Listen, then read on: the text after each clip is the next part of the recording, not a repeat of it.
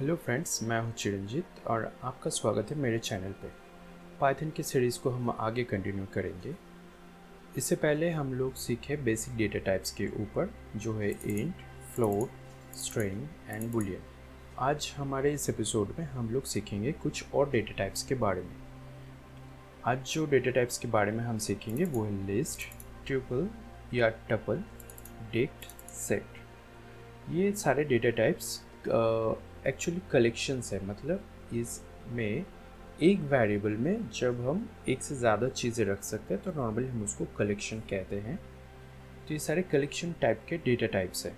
जैसे for example पहले शुरू करते हैं हम लिस्ट से। List is a collection of items that can be of any data type including string, integer, float and other list. मतलब हम एक लिस्ट में जो हम पहले के डेटा टाइप्स पढ़े ये सारे स्टोर कर सकते हैं और उसके साथ कुछ और लिस्ट भी उसके अंदर एज ए आइटम स्टोर कर सकते हैं। ये सारे हम लोग आगे देखेंगे। Lists are mutable, meaning they can be modified after creation. Lists are denoted by square brackets. मतलब लिस्ट्स म्यूटेबल है। यहाँ पे म्यूटेबल का मीनिंग है कि ये चेंज हो सकता है, हम इसको मॉडिफाई कर सकते हैं। जैसे हमने यहाँ पे एक लिस्ट लिया है फ्रूट्स। फ्रूट्स यहाँ पे वेरिएबल का नाम है और ये हमारा लिस्ट है जहाँ पे हमने 3 फ्रूट के नाम इस वेरिएबल में स्टोर किया है। ये डेटा टाइप हो गया हमारा लिस्ट और इस लिस्ट का नाम हमने दिया है फ्रूट्स। हम जब इसको प्रिंट करेंगे तो इस तरह से आउटपुट दिखाएगा। तो पहले हम इसको प्रिंट करके देखते हैं।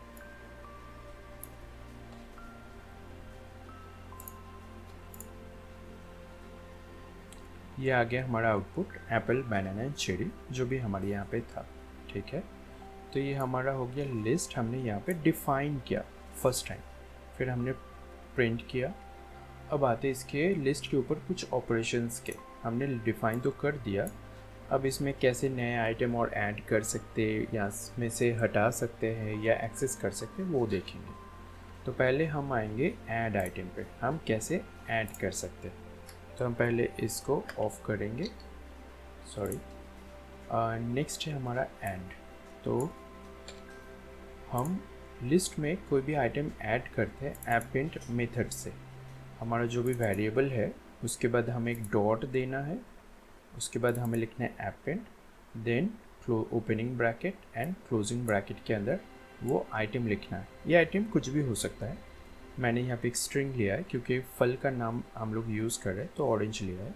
अदरवाइज़ आप कुछ भी ले सकते हैं, ये कोई मैटर नहीं कि आपने ऑलरेडी अगर स्ट्रिंग लिया है तो आपको स्ट्रिंग ही लेना है। आप इंटीजर, फ्लोट, बुलियन भी इसमें स्टोर कर सकते हैं। तो आप किसी भी तरह का डेटा टाइप इसके अंदर स्टोर कर सकते हैं। तो हम यहाँ पे सिर्फ ऑरेंज ऐड करें तो फिलहाल इतना हम लोग प्रिंट करके देखेंगे। तो देखिए यहाँ पे पिछले 3 फलों के साथ ऑरेंज भी ऐड हो गया है। ठीक है, तो ये तो हो गया हमारा लिस्ट। एक अलग डेटा टाइप जो हम ऑलरेडी सीखे उससे अलग है। यहाँ पे कलेक्शन ऑफ फ्रूट है फ़िलहाल। तो हमने एक नया फल भी ऐड किया। अब देखेंगे कैसे इसको एक्सेस करना है। मान लीजिए मेरे पास एक लिस्ट है जिसमें 3 फल का नाम है, मैं उसमें और 10 फल बाद में ऐड करता हूँ एंड मुझे उसमें से पर्टिकुलर कोई एक फल के नाम या कोई एक वैल्यू को एक्सेस करना है। मैं यहाँ पे फल एज ए एग्जांपल ले रहा हूँ, यहाँ पे कुछ भी वैल्यू हो सकता है। तो अगर एक्सेस करने के लिए किसी भी तरह के collection type of data types में जिसमें कलेक्शंस है, ये सारे कलेक्शंस है, तो इसमें कभी भी कुछ एक्सेस करने के लिए जो नॉर्मल उपाय है वो है इंडेक्सिंग का यूज़ करना। इंडेक्सिंग कैसे काम करता है, किसी भी तरह के कोई भी कलेक्शन होता है तो उसका फर्स्ट आइटम का इंडेक्स हमेशा 0 होता है। ओके, उसके बाद का 1, उसके बाद का 2 एंड इस तरह से आगे बढ़ता रहता है। तो काउंटिंग हमेशा 0 से स्टार्ट होता है। ठीक है, तो फिलहाल इतना अगर हम लोग एग्जीक्यूट करते हैं तो हमारे पास 4 फलों के नाम हैं। हम कोशिश करते हैं इसमें से कोई एक पर्टिकुलर फल के नाम को एक्सेस करने की या प्रिंट करने की। तो मैं ये प्रिंट ऑफ कर देता हूँ, यहाँ पे हम लोग कोशिश करेंगे। अब इसको अगर ऐड करते हैं तो हमारे पास 4 फल के नाम आता है फॉर एग्ज़ाम्पल हमें ये थर्ड फल को प्रिंट करना है, तो इसके इंडेक्स क्या होगा 0 1 2, क्योंकि 0 से स्टार्ट होता है तो इसका इंडेक्स हो जाएगा 2। तो अगर हम यहाँ पे 2 करेंगे देन प्रिंट करेंगे तो सिर्फ चेरी आएगा। तो ये रहा हमारा आउटपुट चेरी। तो इस तरह से आप एक्सेस कर सकते हैं। एक और एग्जांपल देता हूँ, अगर आपको पहला सिर्फ एप्पल को प्रिंट करना है तो इसके इंडेक्स आप क्या यूज़ करेंगे 0, तो एप्पल आ गई। ठीक है, अब आगे बढ़ते हैं। अब आते हैं, ये हम लोग अपने सीखा, डिफाइन किया, ऐड किया, उसमें एक्सेस किया। अब देखते हैं अगर कोई आइटम जो हमारे पास ऑलरेडी है उसमें से कोई आइटम हटाना है तो उसके लिए हमारे पास दो उपाय है। एक है रिमूव फंक्शन यूज़ करके, दूसरा है पॉप फंक्शन यूज़ करके। मैं दोनों का डिटेल आपको देता हूँ।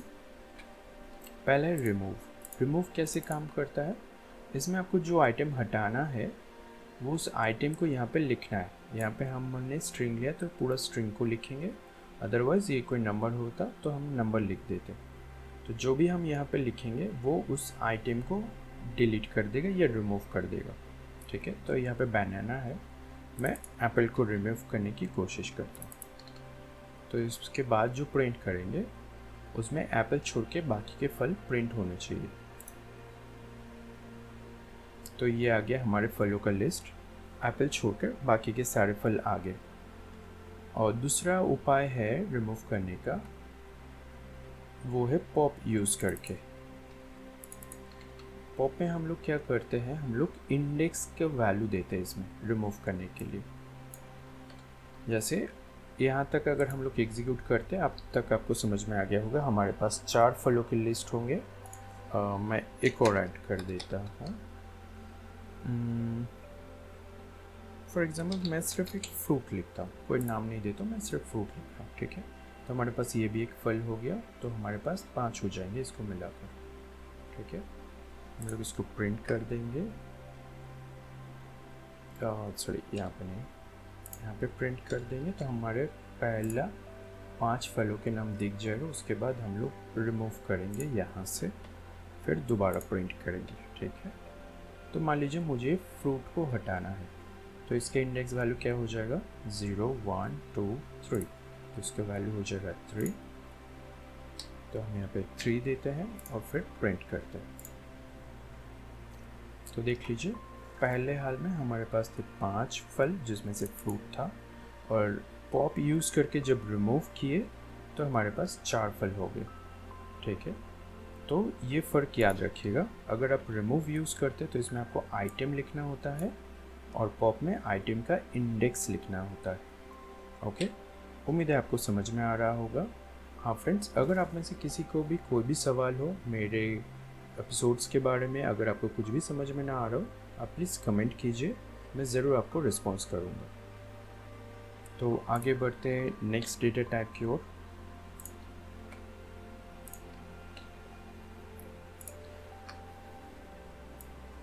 ओके, नेक्स्ट डेटा टाइप है हमारा ट्यूपल। ट्यूपल और लिस्ट काफ़ी सिमिलर है, दोनों में ही कलेक्शंस होते हैं, डिफरेंट टाइप ऑफ डेटा हम लोग स्टोर कर सकते हैं। तो ट्यूपल भी हम इसके बारे में थोड़ा पढ़ लेते हैं। तो ट्यूपल भी एक कलेक्शन ऑफ आइटम्स होता है और ये लिस्ट से सिमिलर होता है। तो अगर ये सिमिलर होता है, सेम नहीं होता है, देन ऑफ कोर्स उसमें कोई फ़र्क होगा। तो मेन फ़र्क होता है ट्यूपल्स आर इम्यूटेबल। पहले हमने पढ़ा लिस्ट आर म्यूटेबल, मीन्स इसको मॉडिफाई किया जा सकता है, और ट्यूपल में हम पढ़ रहे हैं ट्यूपल एक इम्यूटेबल डेटा टाइप है। इसका मीनिंग क्या है, लिस्ट में हमने देखा हम डिफ़ाइन करने के बाद भी हम कुछ ऐड कर पाए, फिर उसको एक्सेस किए, फिर कुछ रिमूव किए, राइट। ट्यूपल में हम देखेंगे हम उसको डिफ़ाइन तो कर सकते हैं, बट उसके बाद सिर्फ उसको एक्सेस कर सकते, उसको कुछ नया आइटम डिलीट या ऐड नहीं कर सकते, मीन्स इसको मॉडिफाई नहीं किया जा सकता। तो मैं कुछ एग्जांपल के साथ आपको समझाऊंगा। पहले एक बेसिक सा एक ट्यूपल ले लेते हैं। तो ये भी एक फ़र्क है, हम लोग लिस्ट में स्क्वायर ब्रैकेट यूज़ करते हैं और ट्यूपल में पैरेंथेसिस यूज़ करते हैं, ओपनिंग एंड क्लोजिंग पैरेंथेसिस या ओपनिंग एंड क्लोजिंग ब्रैकेट्स। ठीक है, हम इसको प्रिंट करते पहले। तो ये हमारे तीनों कलर जो हमने स्टोर किए थे यहाँ पे ट्यूपल में, उसने प्रिंट कर दिए। फाइन। अब अगर हम इसमें कुछ ऐड करने की कोशिश करते हैं, पहली बात है इसमें हमारे पास ट्यूपल में कोई अपेंड फंक्शन नहीं होता है, जैसे लिस्ट में हमने यहाँ पे यूज़ किया था कि हम इसमें ऐड कर सके, ट्यूपल में नहीं होता। दूसरी बात, अगर हम लोग ऐसा करें कि अभी रेड ग्रीन ब्लू है, इसको ऐड कर लेता हूँ मैं, यहाँ पे येलो कर देता हूँ ऐड। ठीक है, तो इसको क्या एरर देना चाहिए,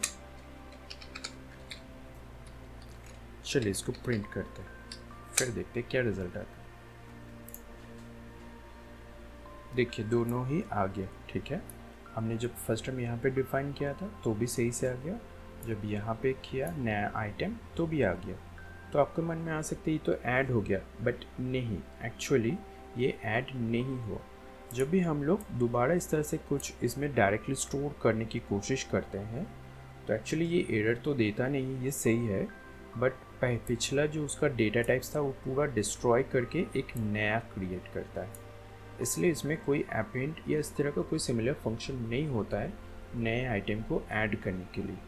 इस वजह से ट्यूपल को इम्यूटेबल कहा जाता है। तो ना हम इसमें से कुछ ऐड कर सकते हैं ना रिमूव कर सकते हैं। हाँ, इसको एक्सेस कर सकते हैं हमारे इंडेक्स वैल्यू के द्वारा, जैसा हमने पहले देखा था। इसको ऑफ कर देते हैं। जैसे अगर हम लोग ग्रीन यूज़ करना चाहते तो 1, रेड यूज़ करना चाहते तो 0, ब्लू यूज़ करना चाहते 2, क्योंकि ये 0 से स्टार्ट होता है। तो हम लोग ब्लू को प्रिंट करने के लिए 2 देते हैं, देखते क्या आता है। पहले सारे कलर, देन ओनली ब्लू। ठीक है, तो ये हो गया ट्यूपल। ओके, आपको हो सकता है थोड़ा फास्ट लग रहा हो, बट आप खुद से कुछ बार कोशिश कीजिए। आपको कोई भी प्रॉब्लम होता है तो आप ज़रूर कमेंट कीजिए, मैं ज़रूर आपको हेल्प करूँगा। नेक्स्ट डेटा टाइप है डिक्शनरी। डिक्शनरी भी एक कलेक्शन है, बट ये पिछले वालों से अलग है। सॉरी, पिछले वालों से अलग इसलिए, पहले हम लोग एक एक आइटम इसमें स्टोर कर पाते थे इस तरह से।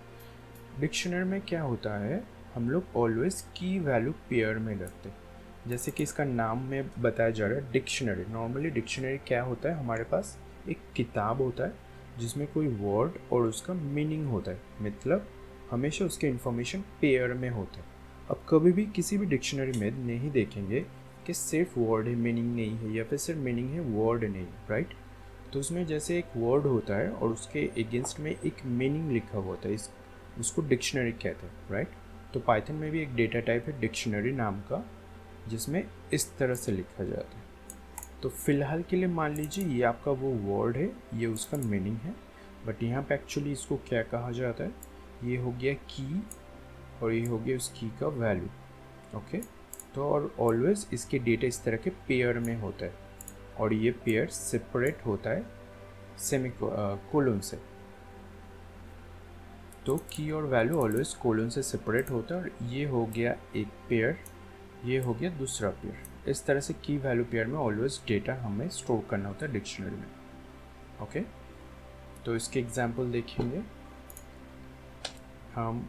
अगर ये इस लाइन को एग्जीक्यूट करते हैं, मतलब हमने एक डिक्शनरी क्रिएट किया और उसको नाम दिया पर्सन, ठीक है, जिसका नाम का वैल्यू है जॉन और एज का वैल्यू है 30।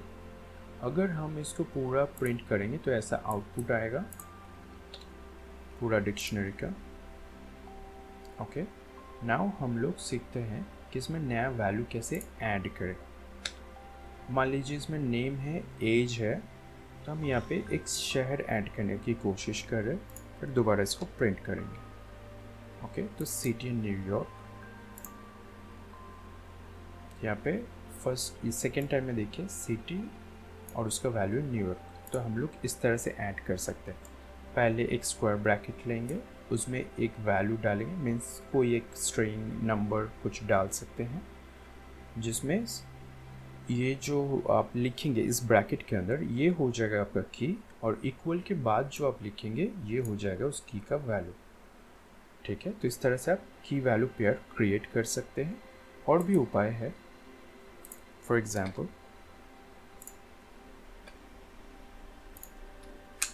हम एक दूसरा एग्जाम्पल देखते हैं। पर्सन डॉट अपडेट, ये एक मेथड है, इसके ज़रिए भी आप कर सकते हैं।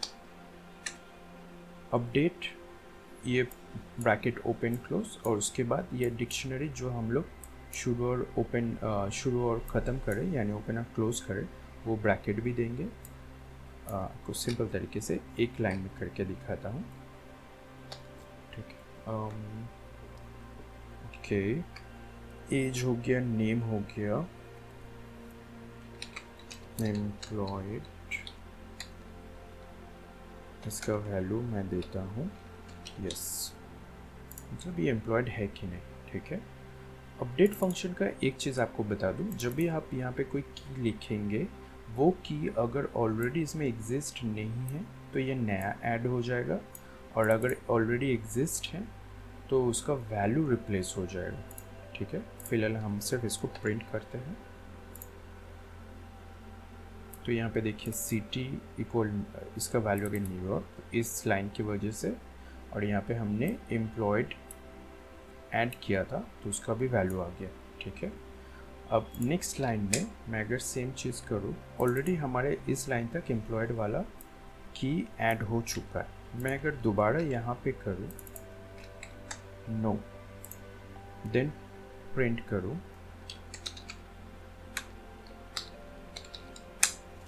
और इसको ऑफ कर दूँ, तो आप देखेंगे इसका वैल्यू नो आएगा, क्योंकि ये ऑलरेडी इससे पहले था।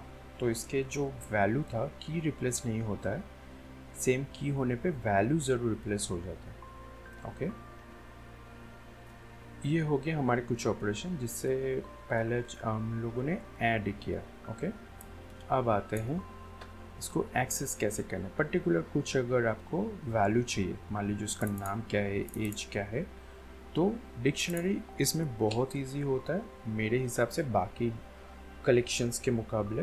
जैसे अगर आपको नेम की जगह एज यूज़ करना है, आपको बस एज देखना है, आप यहाँ पे एज लिख दीजिए, जो कि उसका एक की है, जितने हमने स्टोर किया कि उसमें से एक की है, तो एज आ गया 30। और इस वजह से भी हम लोग वेरिएबल के नेम प्लस उनमें जो की यूज़ होते हैं वो मीनिंगफुल रखते हैं। सपोज़ अगर हम लोग यहाँ पे नेम की जगह पे सिर्फ एन लिखते, एज की जगह पे सिर्फ ए लिखते, तो समझ में नहीं आता कौन सा चीज़ किस लिए है, राइट। इस वजह से हम लोग मीनिंगफुल नेम यूज़ करते हैं। ओके, तो ये हो गया एक्सेस करना, कोई भी वैल्यू को हम कैसे एक्सेस कर सकते हैं। डिक्शनरी के मैटर में हम लोग इंडेक्स यूज़ नहीं करते, क्योंकि कोई भी वैल्यू को एक्सेस करने के लिए उसका की होता है, आप की को यूज़ कर सकते हैं। ठीक है, और अगर आपको की नहीं पता है कि एक डिक्शनरी आपके पास है, उसमें ऑलरेडी कितने कीज़ है, तो उसके भी और उपाय है जो हम आने वाले वीडियोस में देखेंगे। फ़िलहाल इसमें हम आगे बढ़ते हैं। अब देखेंगे एक डिक्शनरी से कोई वैल्यू कैसे रिमूव किया जाता है। इसका उपाय भी बहुत सिंपल है।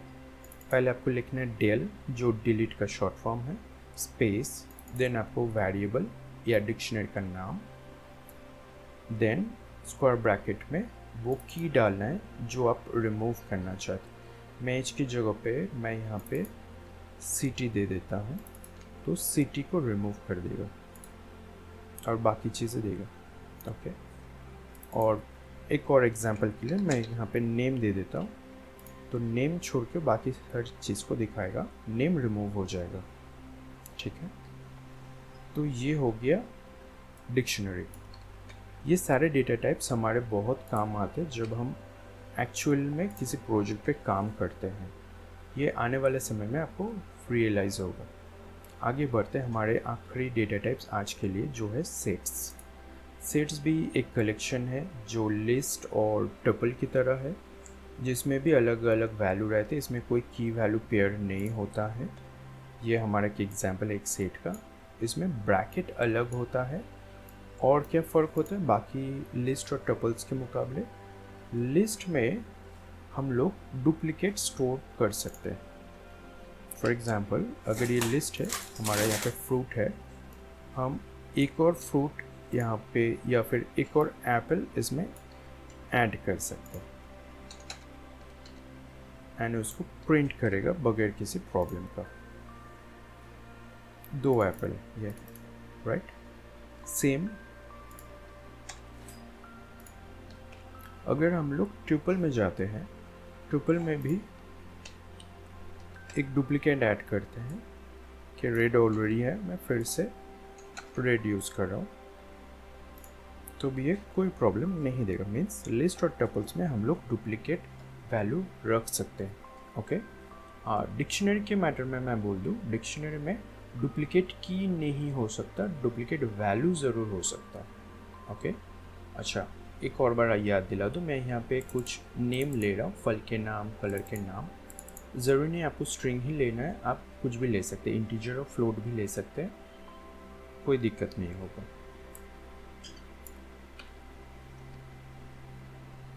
तो सेट में वापस आता है, तो लिस्ट और टपल में हमने देखा हम डुप्लीकेट वैल्यू रख सकते हैं, बट सेट में हमेशा ये यूनिक आइटम होता है। यहाँ पे आप पढ़ सकते हैं, set is an unordered collection of unique items और एलिमेंट्स। मीन्स पहले तो ये अनऑर्डर्ड होता है, मतलब इसका कोई ऑर्डर नहीं होता है पर्टिकुलर कि ये इसी ऑर्डर में आएगा। दूसरा, इसमें कोई भी डुप्लीकेट वैल्यू नहीं हो सकती। जैसे इस एग्जांपल में आप देख सकते हैं 2 बार यहाँ पे 2 लिखा हुआ है, बट अगर आप प्रिंट करेंगे तो 2 एक ही बार आएगा, 1 2 3 4। ठीक है, इस तरह से आप कोई भी डुप्लीकेट वैल्यू यहाँ पे स्टोर नहीं कर सकते। अगर आप ज़बरदस्ती कोशिश भी करेंगे, वो खुद ब खुद उसको रिमूव कर देगा, वो कुछ भी डुप्लीकेट ऐड नहीं करेगा। इसमें आइटम ऐड करने के उपाय हैं, डॉट ऐड मेथड, वेरिएबल का नाम लीजिए, उसके बाद डॉट लिखिए, then add method, bracket open close कीजिए और इसमें कुछ लिखिए। यहाँ पे नंबर है, मैं यहाँ पे एक स्ट्रिंग दे देता हूँ, हेलो, एंड देन फिर से प्रिंट करते हैं। ठीक है, तो इस तरह से आप ऐड कर सकते हैं। ओके, एंड रिमूव करने के लिए हमें वो एलिमेंट लिखना होता है जिसको हम रिमूव करना चाहते हैं। सपोज़ मैं यहाँ से 2 3 4 है, मैं 4 को रिमूव करना चाहता हूँ, तो इसको प्रिंट करते हैं। ओके, तो आखिरी वाले लाइन में देखिए 4 नहीं है। अच्छा, एक और चीज़ है, अगर हम लोग देखना चाहते हैं कि कोई एक आइटम इसमें है कि नहीं, हम लोग ऐसे लिख सकते हैं। ये मैं अभी के लिए एक छोटा एग्जांपल दे रहा हूँ, बाद में मैं इसको अच्छे से एक्सप्लेन करूँगा। तो अगर आप इस चीज़ को अभी इग्नोर भी करते हैं तो भी कोई बात नहीं।